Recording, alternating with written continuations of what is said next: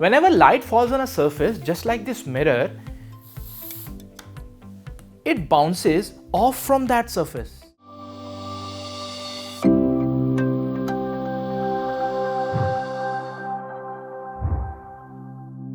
क्या आप बता सकते हैं ये कौन सा ऑब्जेक्ट है?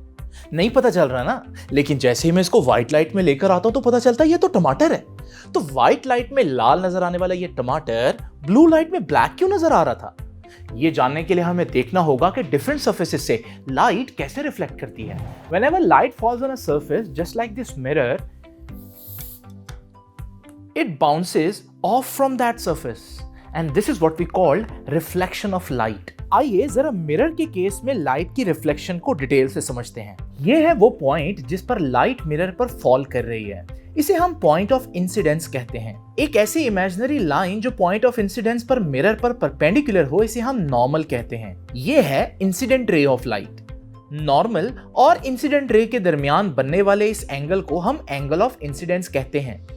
और ये है reflected ray of light. Normal और रिफ्लेक्टेड रे के दरमियान बनने वाला ये एंगल ऑफ रिफ्लेक्शन कहलाता है।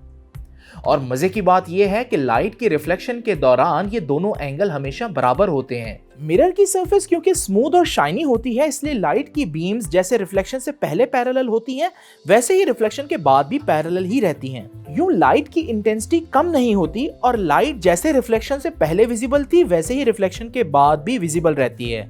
इसे हम रेगुलर रिफ्लेक्शन कहते हैं। लेकिन अगर यही लाइट मिरर जैसी स्मूथ और शाइनी सरफेस की बजाय इस मेज की इर्रेगुलर और रफ सरफेस पर टकराए तो मिरर के कंपैरिजन में यह देखा जा सकता है कि लाइट रिफ्लेक्ट होने के बाद बहुत ज्यादा प्रोमिनेंट नहीं है। ऐसा इसलिए हुआ है क्योंकि लाइट जब रफ और इरेगुलर सरफेसेस से बाउंस करती है तो वो हर डायरेक्शन में रिफ्लेक्ट करती है और इसे हम डिफ्यूज्ड रिफ्लेक्शन कहते हैं। डिफरेंट ऑब्जेक्ट्स की सरफेसेस पर फॉल करके लाइट का रिफ्लेक्ट होना ही उनको देखने के काबिल बनाता है।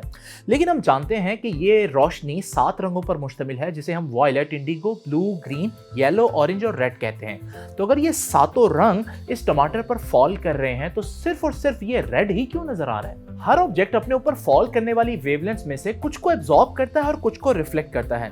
जैसे ये ऑब्जेक्ट अपने ऊपर फॉल करने वाली 7 वेवलेंथ्स में से 6 को एब्जॉर्ब करता है और सिर्फ रेड को रिफ्लेक्ट करता है। और यूं सिर्फ रेड ही मेरी आंखों तक पहुंचती है और मुझे ये टमाटर रेड नजर आता है। अब क्योंकि ये टमाटर सिर्फ और सिर्फ रेड वेवलेंथ को ही रिफ्लेक्ट कर सकता है, तो अगर मैं इसको ऐसी लाइट में रखूं जहां रेड वेवलेंथ है ही नहीं, जैसे इस ब्लू लाइट में, तो फिर कुछ भी रिफ्लेक्ट नहीं होगा इससे और ये आपको ब्लैक नजर आएगा।